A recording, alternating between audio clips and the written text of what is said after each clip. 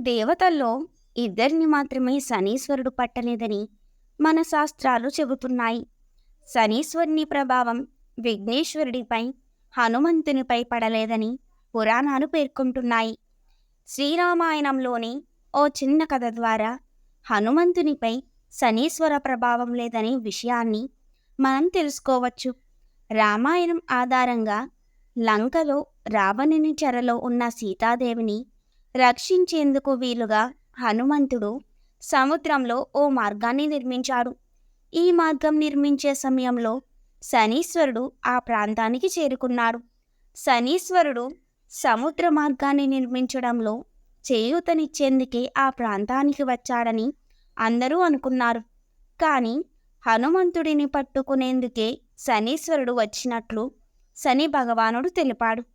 చెప్పినట్లు హనుమాన్ తలపై ఎక్కి కూర్చున్న శని హనుమంతుడు చేసే పనులకు అంతరాయం కలిగించాడు. కానీ శ్రీరామ భక్తుడిగా సీతాదేవిని రక్షించేందుకు చేస్తున్న సుకార్యములకు శనీశ్వరుడు తలపై కూర్చుని అంతరాయం కలిగిస్తున్నాడని భావించిన హనుమంతుడు శనీశ్వరుడిని తలను వదిలిపెట్టి కాలు భాగాన పట్టుకోమని చెబుతాడు. అందుకు శనీశ్వరుడు సమ్మతించి హనుమంతుడిని కాలుని పట్టుకోవాలని ప్రయత్నించాడు. అయితే హనుమంతుడు తన మహిమతో శనీశ్వరుడిని కాలి కింద భాగంలో అణచివేయడంతో శనీశ్వరుడు మారుతిని పట్టుకోవడానికి వీలుపడలేదు. దీంతో పాటు శనీశ్వరుడు హనుమంతుని పాదాల కిందనే ఉండి తప్పించుకునే మార్గం లేక తప్పించిపోయాడని పురాణాలు చెబుతున్నాయి.